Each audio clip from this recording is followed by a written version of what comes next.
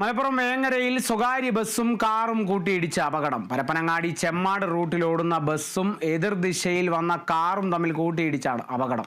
ഇരുവാഹനങ്ങളുടെയും മുൻവശം പൂർണ്ണമായും തകർന്നു. അപകടത്തിൽ ആർക്കും പരിക്കില്ല.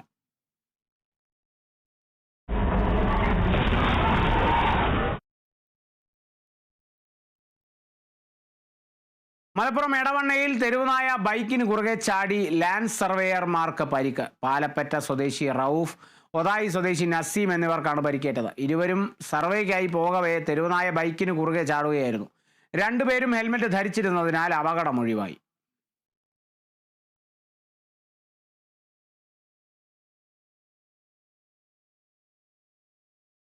മലപ്പുറം കാരച്ചാലിൽ കരിങ്കൽ ക്വാറിക്കെതിരെ പ്രതിഷേധം ശക്തമാക്കി നാട്ടുകാർ. കരിങ്കൽ കയറ്റി വരുന്ന വാഹനങ്ങൾ തടഞ്ഞാണ് നാട്ടുകാർ പ്രതിഷേധം സംഘടിപ്പിച്ചത്.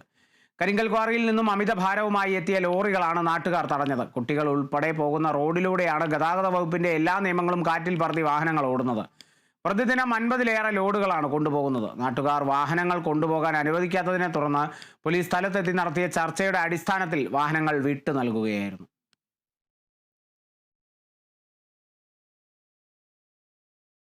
എറണാകുളം അങ്കമാലി അതിരൂപത പാസ്റ്ററൽ കൗൺസിൽ ഫൊറോന തെരഞ്ഞെടുപ്പ് പൂർത്തിയായി. ഒരു ഫൊറോനയിൽ നിന്ന് 5 പ്രതിനിധികൾ വീതം 16 ഫൊറോനകളിൽ നിന്ന് 80 പാസ്റ്ററൽ കൗൺസിൽ അംഗങ്ങളെയാണ് തെരഞ്ഞെടുത്തത്. പ്രതിനിധി തെരഞ്ഞെടുപ്പിന് ഫൊറോന വികാരിമാർ നേതൃത്വം നൽകി.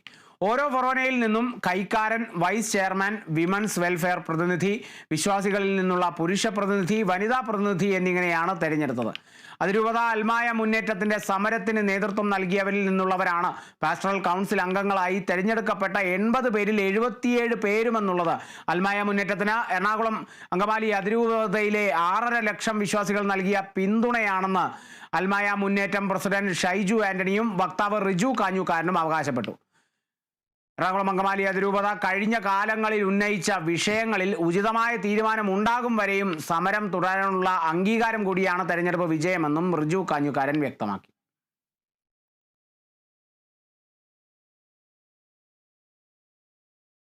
കൊച്ചി NIA കോടതി വളപ്പിൽ മുദ്രാവാക്യം വിളിച്ച് മാവോയിസ്റ്റ് മനോജ്. വിയൂർ സെൻട്രൽ ജയിലിൽ വെച്ച് ഉദ്യോഗസ്ഥർ മർദ്ദിച്ചതിൽ പ്രതിഷേധിച്ചാണ് നടപടി. ജയിലിൽ വെച്ച് ഉദ്യോഗസ്ഥർ മർദ്ദിച്ചതിനെതിരായ കേസ് NIA കോടതി പരിഗണിക്കവെയാണ് മനോജിന്റെ പ്രതിഷേധം. മനോജിനെ തവനൂർ ജയിലിലേക്ക് മാറ്റാനാണ് കോടതിയുടെ തീരുമാനം. സംഭവത്തിൽ ഉദ്യോഗസ്ഥരെ കോടതി രൂക്ഷമായി വിമർശിച്ചു. കഴിഞ്ഞ 13-നാണ് വിയൂരിലെ അതിസുരക്ഷാ ജയിലിൽ രാഷ്ട്രീയ തടവുകാരനായ മനോജിനെയും അസറുദ്ദീനെയും മർദ്ദിച്ച് അവശരാക്കി അനധികൃതമായി ജയിലിൽ നിന്നും മാറ്റിയെന്ന പരാതി ഉയർന്നത്. മർദ്ദനമേറ്റവർക്ക് ഐക്യദാർഢ്യം പ്രഖ്യാപിച്ചും പ്രതിഷേധിച്ചും 2 തടവുകാർ ജയിലിൽ നിരാഹാരം കിടന്നിരുന്നു.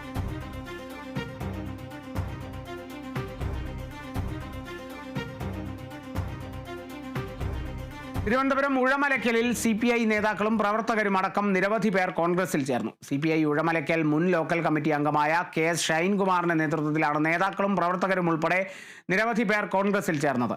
CPI വിട്ട് കോൺഗ്രസിൽ ചേർന്നവരെ കോൺഗ്രസ് നേതാക്കൾ ചേർന്ന് സ്വീകരിച്ചു. കേരളത്തിൽ അഴിമതിക്കെതിരെ പ്രതിഷേധമുയരുന്ന സാഹചര്യത്തിൽ UDFന്റെ വിജയത്തിന് വേണ്ടി പ്രവർത്തിക്കുമെന്ന് നേതാക്കൾ വാർത്താ സമ്മേളനത്തിൽ പറഞ്ഞു. ഇടതുപക്ഷ രാഷ്ട്രീയത്തിൽ നിന്ന് ഒറ്റപ്പെട്ട് നിൽക്കേണ്ട ഒരു അവസ്ഥയിലേക്ക് ഞാൻ വന്നു. എന്നിട്ട് രാജിയൊന്നും വെച്ചില്ല, അല്ലെങ്കിൽ അവരെന്നെ പുറത്താക്കിയതുമില്ല. ഇവരോടുള്ള വാശി മറ്റൊരു പരീക്ഷ എഴുതി മറ്റൊരു ജോലി വാങ്ങി പോകുക എന്നുള്ളതായിരുന്നു. അങ്ങനെ 3 വർഷക്കാലം മറ്റൊരു ജോലിയിലാണ് ഞാൻ ഇരുന്നത്. ഇപ്പോൾ ആ ജോലി ഉപേക്ഷിച്ച് തന്നെ ഈ ഇലക്ഷൻ ടൈമാണ് ഏറ്റവും ആപേക്ഷികവും അത്യന്താപേക്ഷിതമായ ടൈം എന്നെനിക്ക് മനസ്സിലായത് കൊണ്ട് തന്നെയാണ് ഈ ഒരു ഘട്ടത്തിൽ ഞാൻ ജോലി രാജിവെച്ച് നാട്ടിലേക്ക് എത്തിയത്. ഇതിന് ഐക്യജനാധിപത്യ മുന്നണിക്ക് വേണ്ടി നേരെ ഇറങ്ങി പ്രവർത്തിക്കാനും തീരുമാനിച്ചത്. ആലപ്പുഴ ചെങ്ങന്നൂർ കല്ലിശ്ശേരിയിൽ വള്ളിപ്പുലിയെ പിടികൂടി. ഉമയാറ്റുകര മുത്താരമ്മൻ ക്ഷേത്രത്തിന് സമീപം രഞ്ജിത്തിന്റെ വീട്ടിലാണ് വള്ളിപ്പുലിയെ കണ്ടെത്തിയത്. സമീപത്തെ വീട്ടിലെ നായ നിർത്താതെ കുരയ്ക്കുന്നത് കേട്ട് വീട്ടുകാർ പരിശോധിച്ചപ്പോഴാണ് വള്ളിപ്പുലിയെ കണ്ടത്. തുടർന്ന് ചെങ്ങന്നൂർ പോലീസ് സ്റ്റേഷനിലും ഫോറസ്റ്റ് ഓഫീസിലും വിവരം അറിയിച്ചു. റാന്നി ഡിവിഷനിലെ RRT സംഘം എത്തിയാണ് ഇതിനെ പിടികൂടിയത്. പിടികൂടിയ വള്ളിപ്പുലിക്ക് 7.5 കിലോ തൂക്കം വരും. വയറിന് അസുഖം ബാധിച്ച് ഇരപിടിക്കാൻ കഴിയാത്ത നിലയിലായിരുന്ന വള്ളിപ്പുലിയെ ഡോക്ടർ പരിശോധിച്ച് ചികിത്സ നൽകിയ ശേഷം മൂഴിയാർ വനത്തിൽ തുറന്നു വിടുമെന്ന് ഉദ്യോഗസ്ഥർ പറഞ്ഞു.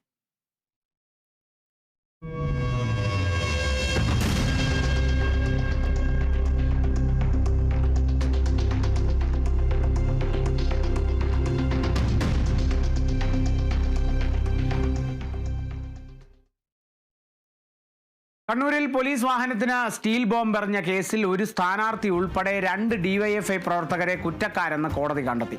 2012 ആഗസ്റ്റ് 1 പയ്യന്നൂർ പോലീസിനെ ബോംബെറിഞ്ഞ കേസിലാണ് പയ്യന്നൂർ നഗരസഭ വെള്ളൂർ മൊട്ടമ്മൽ വാർഡിലെ LDF സ്ഥാനാർത്ഥിയും DYFI ജില്ലാ കമ്മിറ്റി മെമ്പറും പയ്യന്നൂർ ബ്ലോക്ക് സെക്രട്ടറിയുമായ VK നിഷാദ്, അന്നൂരിലെ TCV നന്ദകുമാർ എന്നിവരെ Taliparamba additional sessions judge KN Prashanth കുറ്റക്കാരാണെന്ന് കണ്ടെത്തിയത്.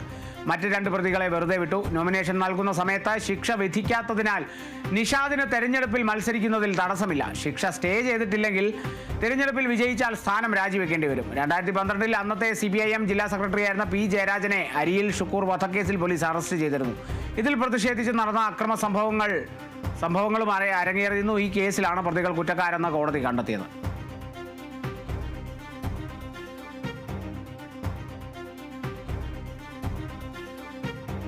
ആലപ്പുഴ കൈനകരിയിൽ ഗർഭിണിയെ കൊന്ന് കായലിൽ തള്ളിയ കേസിൽ 1-ാം പ്രതിക്ക് വധശിക്ഷ. മലപ്പുറം നിലമ്പൂർ സ്വദേശി പ്രബീഷിനാണ് ആലപ്പുഴ അഡീഷണൽ സെഷൻസ് കോടതി ശിക്ഷ വിധിച്ചത്. 2021 ജൂലൈ 9 പ്രബീഷും സുഹൃത്തായ രജനിയും ചേർന്ന് പുന്നപ്ര സ്വദേശി അനിതയെ കൊലപ്പെടുത്തിയ ശേഷം കൈനകരിയിലെ പൂക്കൈത ആറ്റിൽ തള്ളിയത്.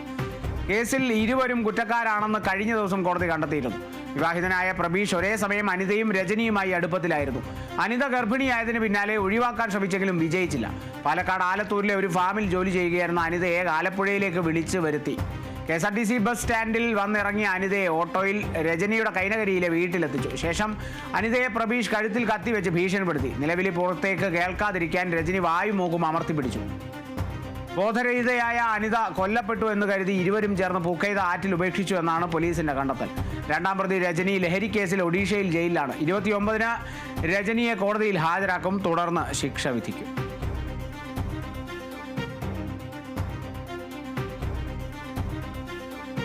കൊല്ലം കരിക്കോട് ഭാര്യയെ ഭർത്താവ് ഗ്യാസ് കുറ്റി കൊണ്ട് തലക്കടിച്ചു കൊന്നു. അപ്പോളോ നഗർ സ്വദേശി കവിതയാണ് മരിച്ചത്. സംഭവവുമായി ബന്ധപ്പെട്ട ഭർത്താവ് മധുസൂദനൻ പിള്ളയെ പോലീസ് കസ്റ്റഡിയിലെടുത്തു. കുടുംബ പ്രശ്നങ്ങളാണ് കൊലപാതക കാരണമെന്നാണ് പോലീസ് നിഗമനം. ഇന്നലെ രാത്രിയോടെയായിരുന്നു സംഭവം.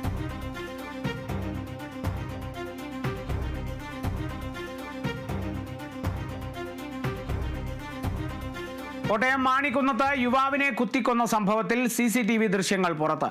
പുതുപ്പള്ളി മാങ്ങാനം സ്വദേശി ആദർശാണ് മരിച്ചത്. സംഭവത്തിൽ കോട്ടയം നഗരസഭ മുൻ കോൺഗ്രസ് കൗൺസിലർ അനിൽകുമാറിനെയും മകൻ അഭിജിത്തിനെയും പോലീസ് കസ്റ്റഡിയിലെടുത്തു. ഇന്നലെ രാത്രി അനിൽകുമാറിന്റെ വീടിന് മുന്നിലാണ് കൊലപാതകം. അഭിജിത്തും കൊല്ലപ്പെട്ട ആദർശും ലഹരി ഇടപാട് സംബന്ധിച്ച സാമ്പത്തിക തർക്കമാണ് കൊലപാതക കാരണമെന്ന് പോലീസ് പറയുന്നു. തദ്ദേശ തെരഞ്ഞെടുപ്പിൽ കോട്ടയം നഗരസഭയിലെ ഇല്ലിക്കൽ വാർഡിൽ കോൺഗ്രസ് വിമത സ്ഥാനാർത്ഥിയാണ് അനിൽകുമാർ.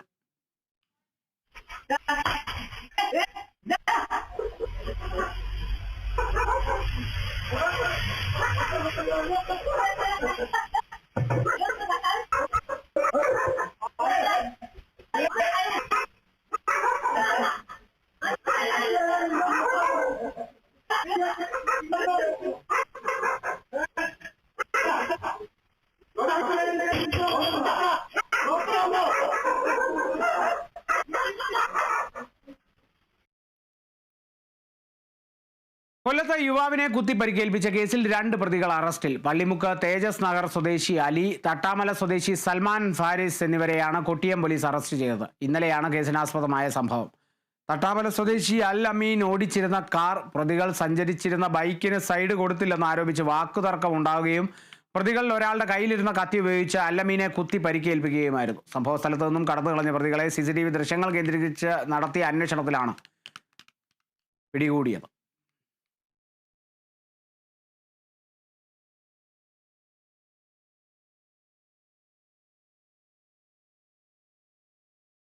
കാസർഗോഡ് ഗാനമേളയ്ക്കിടെ ആളുകൾ കുഴഞ്ഞു വീണ സംഭവത്തിൽ 5 പേർക്കെതിരെ കേസ്. മനുഷ്യജീവനും പൊതുസുരക്ഷയ്ക്കും അപകടം വരുത്തുന്ന രീതിയിൽ പ്രവർത്തിച്ചതിനെതിരെയാണ് കേസ്. യുവജന കൂട്ടായ്മയായ ഫ്ലീയുടെ നേതൃത്വത്തിൽ നുള്ളിപ്പാടിയിൽ നടത്തിയ ഗാനമേളയ്ക്കിടെ തിക്കിലും തിരക്കിലും പെട്ട് നിരവധി പേർ കുഴഞ്ഞു വീണ സംഭവത്തിലാണ് കാസർഗോഡ് ടൗൺ പോലീസ് കേസെടുത്തത്. സംഘാടകരായ 5 പേർക്കെതിരെയും കണ്ടാൽ അറിയാവുന്ന ആളുകൾക്കെതിരെയുമാണ് കേസ്. 3000 പേർക്ക് അനുമതി നൽകിയ പരിപാടിയിൽ 4 ഇരട്ടിയോളം ആളുകളെ പങ്കെടുപ്പിച്ചെന്നും പോലീസ് മുന്നറിയിപ്പ് അവഗണിച്ചെന്നും FIRൽ പറയുന്നു. സ്ഥലത്ത് 10,000-ലധികം പേർ എത്തിയതോടെ തിക്കിലും തിരക്കിലും പെട്ട് നിരവധി പേർ കുഴഞ്ഞു വീഴുകയായിരുന്നു. താൽക്കാലിക ഓഡിറ്റോറിയത്തിൽ കടന്നുകൂടിയ ആളുകളോട് പിരിഞ്ഞു പോകാൻ പോലീസ് ആവശ്യപ്പെട്ടെങ്കിലും പലരും തയ്യാറായില്ല. ഒടുവിൽ ബലം പ്രയോഗിച്ച് ആളുകളെ നീക്കം ചെയ്യുകയായിരുന്നു.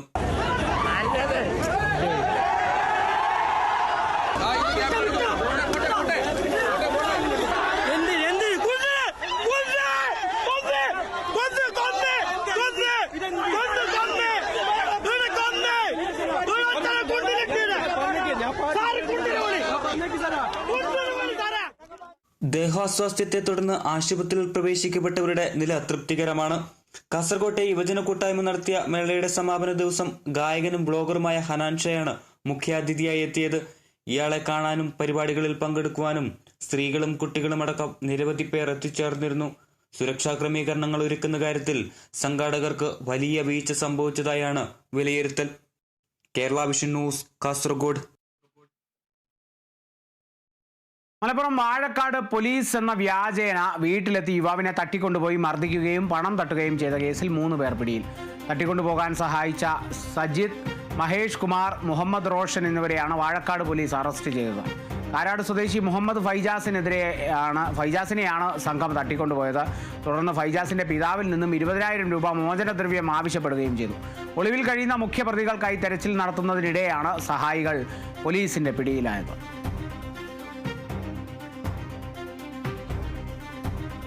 കുപ്രസിദ്ധ മോഷ്ടാവായ ബണ്ടി ചോർ കസ്റ്റഡിയിൽ. ഡൽഹിയിൽ നിന്ന് ട്രെയിൻ മാർഗം കൊച്ചിയിലെത്തിയ ബണ്ടി ചോറിനെ എറണാകുളം സൗത്ത് റെയിൽവേ പോലീസാണ് കസ്റ്റഡിയിലെടുത്തത്. സംശയാസ്പദമായ സാഹചര്യത്തിൽ കരുതൽ തടങ്കൽ എന്ന നിലയിലാണ് ഇയാളെ കസ്റ്റഡിയിൽ എടുത്തിരിക്കുന്നതെന്ന് പോലീസ് അറിയിച്ചു.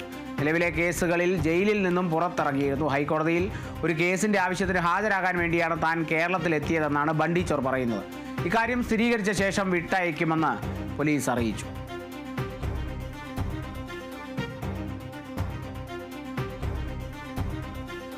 തിരുവനന്തപുരത്ത് 5 വയസ്സുകാരിക്ക് നേരെ തെരുവുനായയുടെ ആക്രമണം. വർക്കല സ്വദേശികളായ ഷഹീർ, ആമിന ദമ്പതികളുടെ മകൾ ഖൻസയ്ക്കാണ് കടിയേറ്റത്. ആക്രമണത്തിൽ കുട്ടിയുടെ മുഖത്തും കാലിനും പരിക്കേറ്റു. മദ്രസയിൽ പോയി വീട്ടിലേക്ക് മടങ്ങുന്നതിനിടെയായിരുന്നു ആക്രമണം. ഇന്നലെ നടന്ന സംഭവമാണ്. ഫിഷർമാൻ കോളനിയിൽ നമ്മുടെ ടൂറിസ്റ്റ് ബംഗ്ലാവിൻ്റെ 1-ാം വാർഡിൽ, പെട്ടൂർ പഞ്ചായത്തിൻ്റെ 1-ാം വാർഡിൽ ടൂറിസ്റ്റ് ബംഗ്ലാവിൻ്റെ ഫ്രണ്ടിൽ മദ്രസയിൽ നിന്ന് വന്ന കുട്ടീനെ തെരുവുനായി വളരെ നീചമായ നിലയിൽ കടിച്ച് പറിച്ചു കളഞ്ഞു കൊച്ചിൻ്റെ വായും ചുണ്ടും കവിളും അതുപോലെ തന്നെ തുടയും ഒക്കെ കടിച്ച് ഇല്ലാതാക്കി. അത് ഇവിടെ ഈ സൈഡിൽ നിൽക്കുന്ന വൃക്ഷങ്ങളും മരങ്ങളും മറ്റും ഒക്കെ വൃത്തിയാക്കാത്തത് കൊണ്ടാണ് ഈ സ്ഥിരമായിട്ട് ഇതുപോലെയുള്ള ബുദ്ധിമുട്ടുകൾ ഉണ്ടാകുന്നത്. കൊച്ചുകുട്ടികൾ ഇതിന് മുമ്പ് ഒരാഴ്ചയ്ക്ക് മുമ്പ് വേറൊരു കൊച്ചിനെയും കടിച്ചു പറിച്ച നമ്മുടെ ടൂറിസ്റ്റ് ബംഗ്ലാവിൻ്റെ അവിടെ നിന്ന് ഇങ്ങോട്ട് ഇറങ്ങി വരുന്ന സമയത്ത് ഇതുപോലെ വന്നാൽ ഈ കൊച്ചുകുട്ടികളുടെ അവസ്ഥ എന്താവും?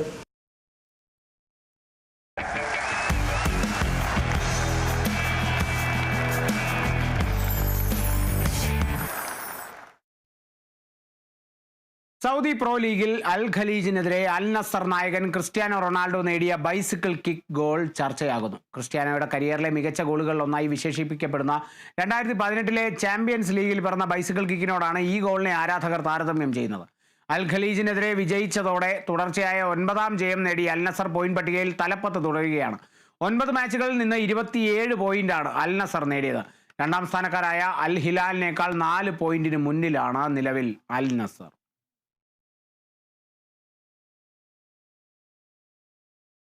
പ്രൊഫഷണൽ ഫുട്ബോളിൽ 1300 ഗോൾ സംഭാവനകൾ എന്ന നാഴികക്കല്ല് പിന്നിട്ട് ലയണൽ മെസ്സി.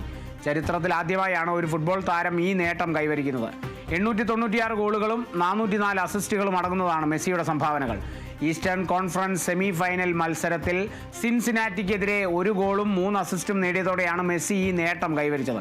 ഇതോടെ മറുപടിയില്ലാത്ത 4 ഗോളിന് വിജയിച്ച ഇന്റർ മിയാമി ആദ്യമായി ഈസ്റ്റേൺ കോൺഫറൻസ് ലീഗ് ഫൈനലിൽ പ്രവേശിക്കുകയും ചെയ്തു.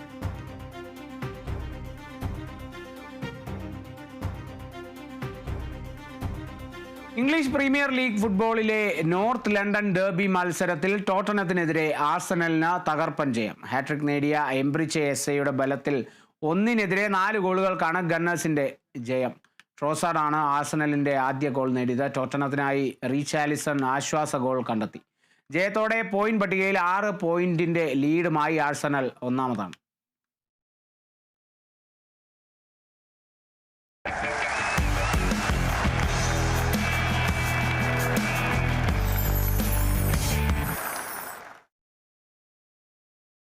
കാസർഗോഡ് പുല്ലൂരിൽ വീട്ടുപറമ്പിലെ കുളത്തിൽ വീണ പുലിയെ പിടികൂടി വനം വകുപ്പ്. പുലിയെ കാഞ്ഞങ്ങാട് റേഞ്ച് ഓഫീസിലേക്ക് മാറ്റി. വിശദമായ പരിശോധനയ്ക്ക് ശേഷം കാട്ടിലേക്ക് വിടുന്ന കാര്യത്തിൽ തീരുമാനമെടുക്കും.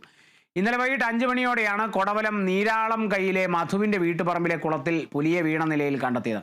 നീണ്ട 6 മണിക്കൂറത്തെ പരിശ്രമത്തിനൊടുവിലാണ് പുലിയെ പിടികൂടാനായത്.